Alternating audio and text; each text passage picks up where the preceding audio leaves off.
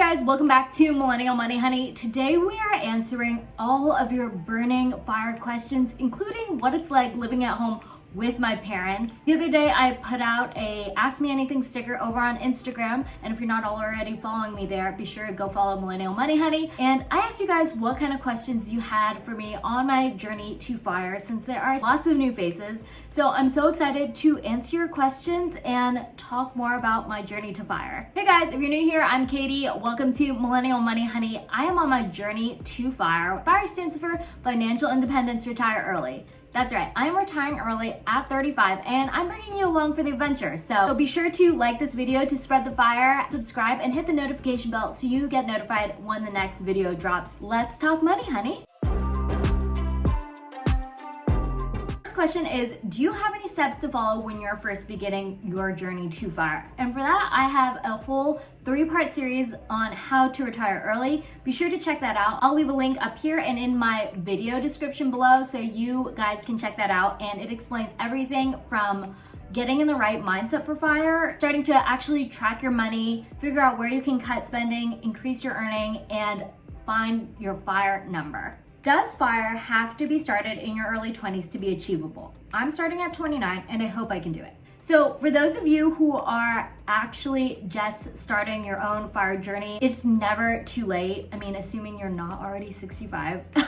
I think anything below the age of 65 is early retirement. So whether or not you are in your 30s or even in your 40s, you still have the time to be able to figure out your fire number and, get to early retirement. It is important, obviously, now that you found it, to start right away. Be sure to check out all my other videos all about my fire journey and how you too can retire early. But I found fire in my late 20s and I'm still on track to retire early at 35. There are things I did, like increasing my income by moving into the tech field to expedite that process. And I also moved back in with my parents, which I know is not an option for everybody, but any little thing that you can do to get yourself to early retirement will, just get you there faster and help you catch up. But don't feel like you're behind if you are just starting now. This question says, I'm working, saving, and investing a lot. I feel like I have pennies afterwards to pay bills. Any advice? So the path to fire is definitely not necessarily the easiest. I think it's really about evaluating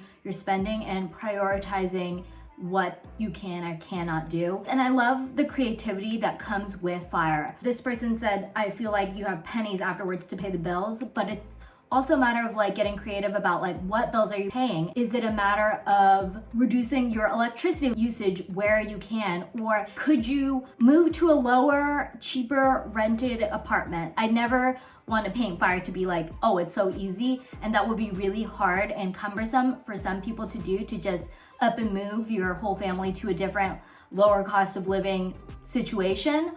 But I really think it's about prioritizing. If you aren't willing to do that, kind of reset your expectations about the timeline it is going to take you. For example, maybe you don't retire in a 10-year window and you have to push out your retirement to say 50, but 50 is still so early relative to 65. That's a whole 15 years early. And 15 years is a long, long time. So just be able to reset your expectations if you can't figure out ways to get your bills to be lower. And then also too, there's awesome people on the internet like the Budget Blonde on Instagram or Her First 100K who have these awesome free scripts for you to negotiate your bills lower, whether it's your credit card, whether it's your phone bill, your internet bill, you can potentially try and negotiate your bills down. And it's so important to enjoy this journey to fire and not deprive yourself or pinch pennies just to get there as fast as you can, because you never know how life is going to end up. Maybe it's worth it to pay and live in a nicer situation than it is to move down the street and pay a little bit less to get the quality of life that you are comfortable with.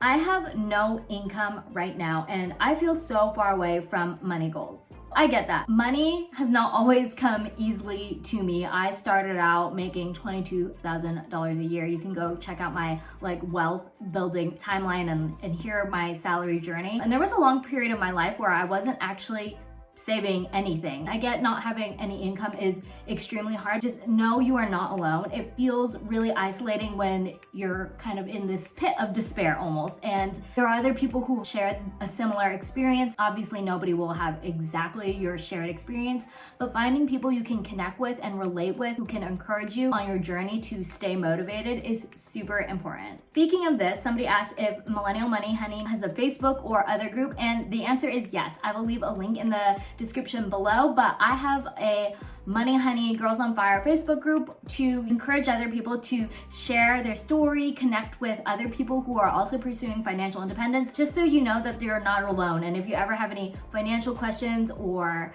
like need to get things off your back and have people who might have similar experiences share their stories and how they overcame that, that is what Millennial Money Honeys is all about. Okay, so let's get into my actual living situation and all the questions that you guys had about that. So if you're new here, I actually am living at home with my parents right now. I am 29 and I moved back in last year with everything going on, and since everything's shut down, it was the perfect time to move back home. I've always wanted to live in the Bay Area, so I did. And unfortunately, I haven't really gone outside of this house. So how do you feel unashamed about living at home? I'm paying down debt to get to FIRE. I know that there is a stigma around this, and you know, sometimes I catch myself and I'm like, wow, I'm almost 30 and I'm gonna be living at home with my parents. I never thought that this was, I really truly never thought that this would like end up being my life, but it is. I just have to constantly remind myself of all the benefits and all the good things about it and not let it bring me down. You know, and if somebody asks you like, oh, you're living at home with your parents, I think it's really important, almost empowering to acknowledge that like, yeah, I have a lot of debt, and being open and vulnerable with yourself and with other people will help them, you know, have empathy towards your situation. Because I think a lot of people can relate. You know, the average American is like $40,000 in debt, whether it be student loans, credit cards, etc. And it's normal to acknowledge that fact. Really takes ownership on you that you are acknowledging these things and empowering yourself to get yourself out of this cycle of American debt. How do you mitigate the high cost of living in the Bay Area besides living with parents? I haven't had a lot of expenses living at home with my parents, but my cousin sent me an article, and I think it's a really good article, and actually something I hadn't really thought of, is that even when I was in Los Angeles living on my own, I would still shop bulk by going to Costco. Literally, I would buy Costco toilet paper, even though it was just for me, and that would literally last me 6 months. But the savings of that is so worth it. Or buying things when they're on sale. If it was my shampoo that I was using, I would buy it, and things like that that you use everyday necessities. I think that's one way to, you know, minimize costs. And that ultimately is like huge savings. But little things like that over the long term, like not saying that one thing specifically, but all of the little things all added up together truly can have a big effect on your life and lower your cost savings by, you know, eating in more, buying in bulk, or, you know, making your coffee at home. What is my ideal living situation? Think you'll rent, buy in the future, and where? I'm still figuring that out for myself. Ideally, I would like to buy a home in the future. I just have to keep in mind the cost of owning a home. If/when I do buy a home, it has to be able to fit in my budget and be something I can afford in my FIRE number. I absolutely would rather be work optional than have a house. And there were so many hidden factors to buying a home. I posted this answer on my Instagram, and everybody's feedback was like, don't forget about property taxes. Don't forget about home insurance. Things like that are huge costs that you just really don't factor into besides like just the mortgage. When, you know, as a person who has been a renter her entire adult life, I don't think about that. If my water heater breaks, I call my landlord, they replace it. And, you know, that's thousands of dollars out of the landlord's pocket to maintain that, and $0 off of mine. So that is my answer. I don't know where. I kind of want to stay in California, but I think if I were to FIRE here and stay here, I'd really only start to save after I FIRE at 35.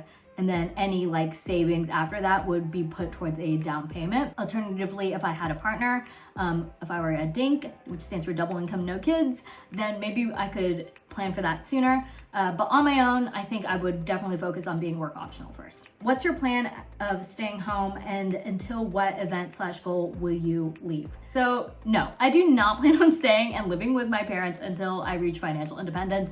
That was really never the plan. I moved in March 2020 before everything shut down. And I had always planned on moving into San Francisco after I kind of got my bearings of where I wanted to live in the city. But since I came in March 2020, everything shut down and that plan got pushed out. And I haven't really thought about it. Ideally, once everything is reopened again, I will start thinking about that, try maybe living in San Francisco for a little bit. But that's not until everything's like open 100%. If living at home weren't an option, what would you have changed? I think if living at home weren't an option, I would have honestly stayed in Los Angeles and continued living with my roommates. I have always lived with a lot of roommates, and that's honestly kept my costs down to below $1,000 in rent ever since college. Like all through college, I had roommates. In fact, in all my 4 years, I lived with another person in the same room, like truly roommates, my entire 4 years.